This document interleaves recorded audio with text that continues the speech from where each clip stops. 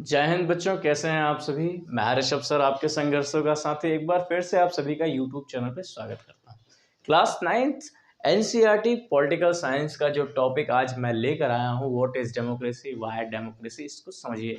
बहुत बेहतरीन टॉपिक है और बहुत बेहतरीन तरीके से हम लोग पढ़ेंगे भी। होता क्या है कि really whatever the definition related to the democracy सबको पता है, कुछ ना कुछ तो सबको पता है, लेकिन आज क्या वो उतना ही डेफिनेशन पर्याप्त है? नहीं, कुछ नया भी चीज़ इंक्लूड करके इंजेक्ट करके हम देखेंगे। एक तो जनरल डेफिनेशन आपने देखा होगा कि related to the Abraham Lincoln, whatever he was given the definition related to the democracy, of the people, by the people, for the people. ये डेफिनेशन तो याद रखनी है, of the people, by the people, for the people. ठीक। Democracy जो term है Greek term से लिया गया है, तो डेमोक्रेटिया उसका एक टर्म है, उससे लिया गया हुआ है। इसके अलावा आप एक जनरल डेफिनेशन हमेशा से जानते हो कि democracy is a form of government in which the rulers are elected by the people. लेकिन क्या इतना ही डेफिनेशन है एक डेमोक्रेसी होने के लिए? नहीं, कुछ फीचर्स हैं और भी चीज़ें हैं जो इस डेफिनेशन को कंप्लीट करती हैं। ये डेफिनेशन कंप्लीट नहीं, क्योंकि आप बहुत सारे दुनिया में ऐसे देश देखेंगे जो ये same as it is practice follow up कर रहे होते हैं या कर रहे हैं, लेकिन वो आप उनको पूरी तरह से डेमोक्रेसी की नज़र में क्यों नहीं रख रहे हो, अब आप समझोगे। चलिए फीचर्स पे चलते हैं। पहला टॉपिक आपका है major decision by elected leader. तो जो आपके द्वारा इलेक्ट करके लीडर जा रहे हैं, पहली बात तो ये है कि मेजर जो बड़े बड़े डिसीजन रिलेटेड हैं कंट्री से रिलेटेड, वो लोग लें जो हमारे द्वारा इलेक्ट होकर जा रहे हैं। यहाँ एक स्टोरी आप सुनोगे पाकिस्तान की, परवेज़ मुशर्रफ साहब की। परवेज़ मुशर्रफ साहब मिलिट्री कॉप हैं पाकिस्तान में, जनरल हैं, पाकिस्तान आर्मी जनरल हैं। वो क्या करते हैं, अपने आप को चीफ एग्जीक्यूटिव घोषित करा देते हैं। इसके बाद क्या करते हैं, बाद में अपना डेजिग्नेशन चेंज करके प्रेसिडेंट बन लेते हैं अपने कंट्री का। लेकिन और इसके साथ साथ वो अगस्त 2002 में एक फ्रेमवर्क तैयार करते हैं, जिसके माध्यम से वो पाकिस्तान के कॉन्स्टिट्यूशन में कई सारे अमेंडमेंट करते हैं और अपने आप को बहुत पावरफुल बना लेते हैं। इसका मतलब पावरफुल कैसे, कि जो सिविलियन द्वारा सेलेक्ट होकर आए हुए व्यक्ति हैं या सिविलियन का जो कैबिनेट है, वो कोई भी अगर बिल लाएं, कुछ भी अगर काम करें, उनको सुपरवाइज कौन करेगा? सिक्योरिटी, नेशनल सिक्योरिटी काउंसिल, जिसके ये हेड हैं। तो सिविलियन के कैबिनेट को नेशनल सिक्योरिटी काउंसिल हेड कर रही है। इसका मतलब आपका जो टॉपिक है मेजर डिसीजन, वो मेजर डिसीजन कौन ले रहा है? वो व्यक्ति ले रहा है जो आपके द्वारा इलेक्ट होकर नहीं गया है। अंडरस्टूड? तो ये डेफिनेशन में होना जरूरी है कि मेजर डिसीजन हमारा आदमी ले। ठीक। तो फाइनली यहाँ पर क्या हो रहा है कि आप ब्लैक लाइन अपने बुक में पढ़ोगे, बहुत इंपॉर्टेंट लाइन है कि in a democracy the final decision making power must read with those elected by the people. ठीक। तो पहला टॉपिक आपका यहीं खत्म होता है। इसके साथ साथ हम नेक्स्ट टॉपिक की ओर बढ़ेंगे। नेक्स्ट टॉपिक में आप देखेंगे फ्री एंड फेयर इलेक्शन के बारे में पढ़ेंगे। Free and fair electoral competitions, ये आपका नेक्स्ट टॉपिक है। वहाँ आप देखेंगे कि कई सारी कंट्रीज़ का एग्जांपल दिया जाएगा। एक कंट्री है चाइना। चाइना में जो वहाँ की संसद है, वहाँ पे 3000 मेंबर सेलेक्ट होकर आते हैं। लेकिन होता क्या है, जो वहाँ पर एक ही पार्टी की सरकार है, सीसीपी, कम्युनिस्ट पार्टी, वो और उससे जो अलाइड किए हुए 8 पार्टियां, आप उसके मेंबर नहीं हैं तो आप इलेक्शन नहीं लड़ सकते हैं। अंडरस्टूड? तो सबसे बड़ी बात देखिए कि in China election are held after every 5 year. वहाँ भी हर 5 साल में चुनाव हो रहा है। लेकिन जो कंट्री के पार्लियामेंट में देखिए आप, नेशनल पीपल्स जो कांग्रेस है, उसी पार्टी की सरकार है। ठीक। Only those who are the member of communist party और 8 smaller party allied to it were allowed to contest election. तो आप कहें, ये तो समझ में आ गया कि यहाँ फ्री एंड फेयर इलेक्शन नहीं हो रहा, जस्ट बिकॉज अपोजिशन जैसे कोई बात ही नहीं है, तो इलेक्शन एक ही पार्टी जीत रही, तो कोई मतलब ही नहीं इलेक्शन का। दूसरी चीज आप देखेंगे कि एक स्टोरी सुनेंगे मैक्सिको की। मैक्सिको की स्टोरी में देखेंगे कि मैक्सिको 1930 में इंडिपेंडेंट हो गया 1930 में। लेकिन वहाँ पर इलेक्शन होता है 6 साल के लिए। लेकिन आप देखेंगे कि 1930 से लेकर बहुत सालों तक, यानी 2000 तक, वहाँ पर सिर्फ एक ही पार्टी की सरकार रही हुई है। वो पार्टी है PRI। अच्छा, एग्ज़ाम में इसका फुल फॉर्म पूछ लेता है आपसे कि what is the full form, या what do you know about the PRI party. तो आप लिख लीजिएगा, institutional revolutionary party. Revolutionary party.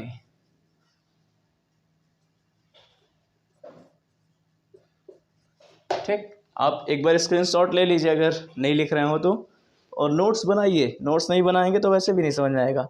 Video अच्छा लग रहा हो तो प्लीज़ चैनल को लाइक शेयर सब्सक्राइब जरूर करिएगा।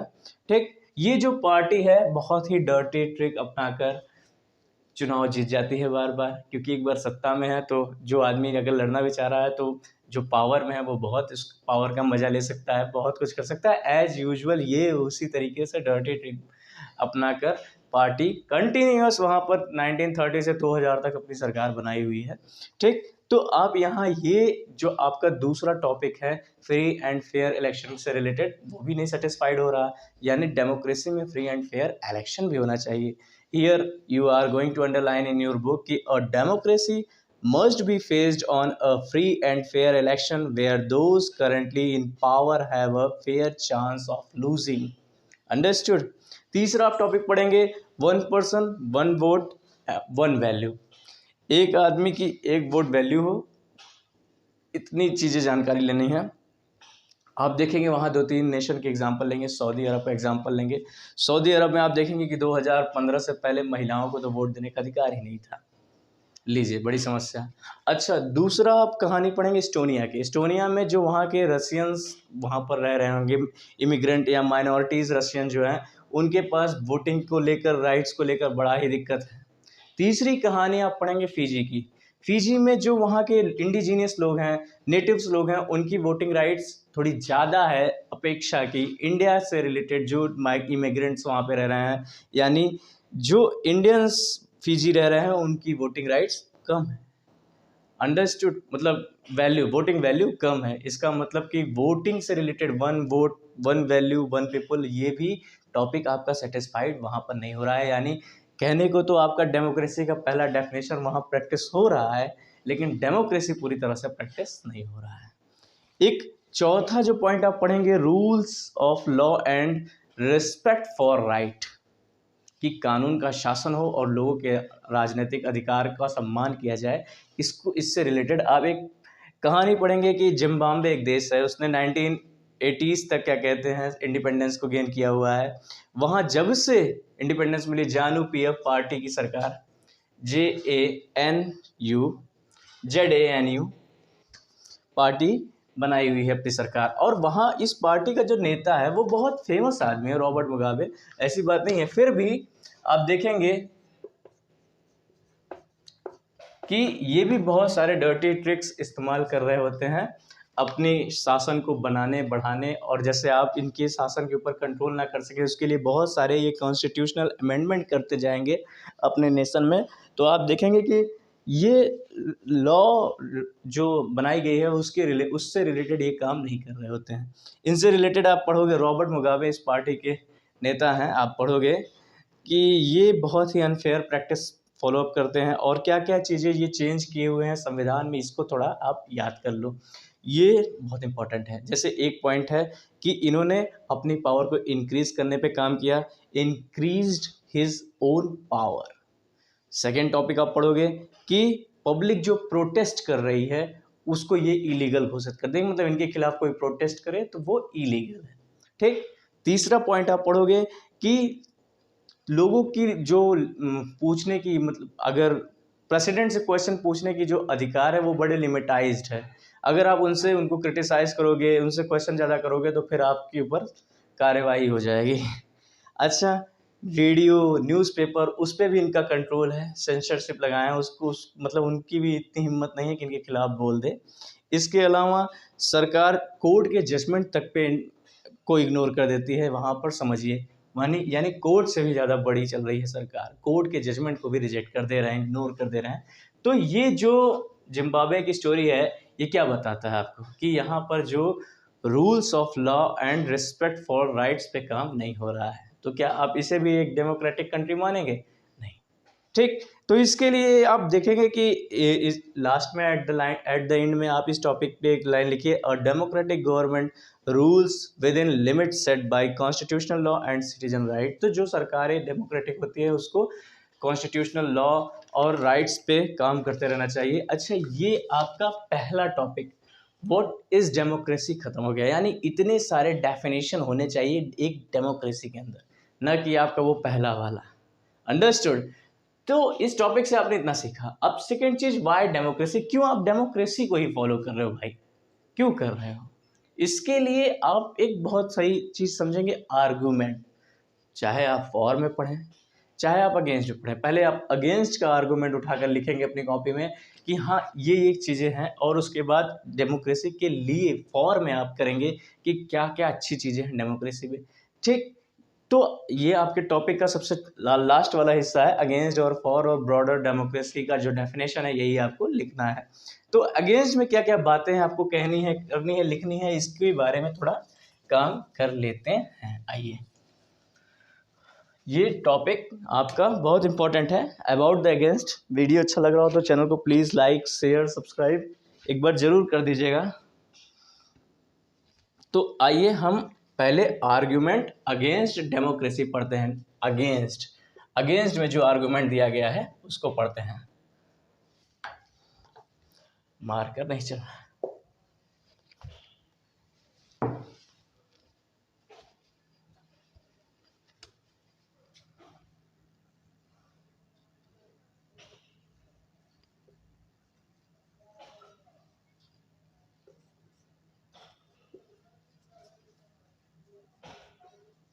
चलिए, अगेंस्ट में आप लिख लीजिए, I am going to elaborate at here, you are going, you have a book, तो उसमें मार्क कर लीजिए, नहीं है तो लिख लीजिए। पहला तो इसमें क्या है कि आर्ग्यूमेंट अगेंस्ट में कि लीडर्स की बड़ी ही क्या कहते हैं, जो यहाँ पर लीडर हैं, सरकारें हैं, बड़ी इनस्टेबल रहती हैं। ठीक, तो इनस्टेबिलिटी पहला समस्या है। दूसरी समस्या क्या है कि इसमें डेमोक्रेसी में हमेशा आप देखेंगे कि लोग जैसे पॉलिटिकल कंपटीशन लगाए हुए बैठे रहते हैं, जैसे कि मोरालिटी जैसा कोई चीज़ इसमें है नहीं, मोरालिटी का बड़ा कम स्कोप है यहाँ पे, तो no scope of morality, political competition है ये जैसे। ठीक, तीसरी चीज़ें आप देखेंगे, मतलब अपने आप आंसर में ये चीज़ मेंशन करेंगे कि they are playing the political competition games, यहाँ पर there is no scope of morality. First one thing is कि इनस्टेबिलिटी इन द गवर्नमेंट। तीसरी चीज़ें आप पढ़ेंगे कि इसमें काम बड़े डिले हैं, डिले टर्म्स तो आप समझ रहे होंगे कि जब भी कोई काम हो डिले, बहुत लंबा बातचीत बहस इम्प्लीमेंट होने में बड़ा समय लग जाता है। अच्छा, चौथी चीज़ें इसमें क्या है कि जो इलेक्टेड लीडर हैं क्या कहते हैं, वो जनता की जो सही समस्या है उसके बेस्ट इंटरेस्ट को वो समझ नहीं पा रहे हैं, इस वजह से डिसीजन बनाने में बड़ी दिक्कत होती है। पांचवी चीज आप लिखेंगे कि डेमोक्रेसी में करप्शन तो बड़ा कॉमन। ठीक, तो करप्शन को मेंशन करिएगा अपने आंसर में। और छठी लाइन लिखिए कि ऑर्डिनरी पीपल भी क्या कहते हैं, बहुत हद तक इस चीज को नहीं समझ पा रहे हैं कि people don't know what is good for them, public भी नहीं समझ पा रही कि उसके लिए क्या सही है क्या नहीं सही है। ये भी आप डेमोक्रेसी में मेंशन करेंगे अबाउट द आर्ग्यूमेंट में अगेंस्ट में। चलिए कुछ और में समझ लेते हैं कि हाँ हित में क्या बातचीत हो रही है। तो डेमोक्रेसी अच्छा किस लिए है, क्यों हम सपोर्ट कर रहे हैं, इसको जानेंगे।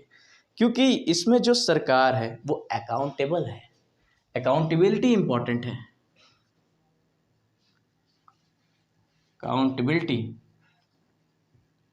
अकाउंटेबिलिटी इसका मतलब होता है जवाबदेहिता।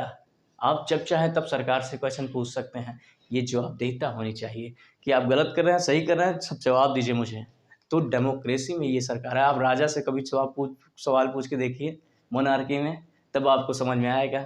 डिक्टेटर हिटलर से कभी आप सवाल जवाब करिए तो आपको समझ में आएगा। डेमोक्रेसी में आप सरकार से सवाल जवाब कर रहे हैं। दूसरी चीज़ कि इसमें मेथड जो प्रोवाइड किए गए हैं, जो भी मेथड है उससे कॉन्फ्लिक्ट्स जो हैं या ये सारी चीज़ों को आप बैठकर बातचीत कर लीजिए, कॉन्फ्लिक्ट खत्म, डेमोक्रेसी। ठीक, और चीज़ इसमें जो क्वालिटी ऑफ डिसीजन मेकिंग है वो बेहतरीन है, क्योंकि बहुत सारे लोग मिलकर एक बार में कंसल्ट करके एक डिसीजन को लिए हैं, तो वो बेहतरीन डिसीजन है क्योंकि बहुत सारे लोग का उसमें विचार लगा हुआ है। और आप समझेंगे कि डिग्निटी ऑफ सिटीजन पे काम किया जा रहा है। डिग्निटी, ठीक, एक तो मेथड से इसमें डिसीजन लिया जा रहा है। दूसरी चीज़ डिग्निटी पे काम, जिससे सिटीजन के राइट्स पे काम किया जा रहा है, डिग्निटी पे काम किया जा रहा है, इसलिए अच्छा है डेमोक्रेसी। और आप समझेंगे कि democracy is better than other form of government because it's allow to correct it's our mistake. अगर they are doing the wrong thing in the democracy या they are going to taken incorrect decision, तो आप उसको जाकर वो सही कर सकते हैं। डेमोक्रेसी में हम ये काम भी कर सकते हैं, इस वजह से डेमोक्रेसी अच्छा है।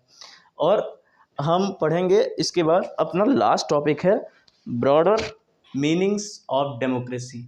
डेमोक्रेसी का विस्तार रूप से क्या मतलब मीनिंग आप निकला, ओवरव्यू है पूरे टॉपिक का, एक बार आप अपने बुक में देख लीजिएगा, बड़ा इंपॉर्टेंट है। जैसे कि कंट्री में which we call as a democracy all people do not rule, इसमें सारे पीपल एक बार में राज करने नहीं चले जाते हैं, ठीक। दूसरी चीज़ मेजॉरिटी पीपल राज करते हैं, मेजॉरिटी पीपल ही जाकर डिसीजन मेकिंग करते हैं। और तीसरी चीज़ आप पढ़ोगे कि मेजॉरिटी में सब नहीं चले जाएंगे, हमारे द्वारा जो सेलेक्टेड मेंबर हैं वही लोग जाकर हमें रिप्रेजेंट वहाँ कर रहे होते हैं। तो 3 पॉइंट आप इसको यहीं पे पढ़ लिए। पहला कि सब इसमें रूल नहीं करेंगे, all people are not going to rule. और दूसरी चीज़ मेजॉरिटी की सरकार होगी, जो मेजॉरिटी में रहेगा वो डिसीजन लेगा। और तीसरी चीज़ हम सब नहीं जाकर रूल्स बनाएंगे, हमारे द्वारा सेलेक्टेड मेंबर्स जाएंगे, ठीक। एक चौथी चीज़ आप पढ़ेंगे कि it gives us a clear but minimal understanding of democracy. A democratic decision involve consultant and consult of all those who are affected of the decision. हर उस व्यक्ति से जो जिस पर इसका प्रभाव पड़ने वाला है एक कंसल्टेंट किया जाएगा, एक बातचीत की जाएगी। सब लोग संसद में उतने लोग बैठे हैं जो अलग अलग जगह से अलग अलग लोगों के रिप्रेजेंटेटिव हैं, और वो सब मिलकर आपके लिए डिसीजन बनाएंगे। ये सारी खूबियाँ हैं डेमोक्रेसी की, लोकतंत्र की। चलिए, वीडियो अच्छा लगा हो तो प्लीज़ लाइक शेयर सब्सक्राइब जरूर कीजिएगा, और मिलते हैं नेक्स्ट वीडियो में। और जय हिंद, धन्यवाद। All the best for your examination if you are going to give. Okay, I will meet you the next video. Please like share and subscribe my channel. जय हिंद।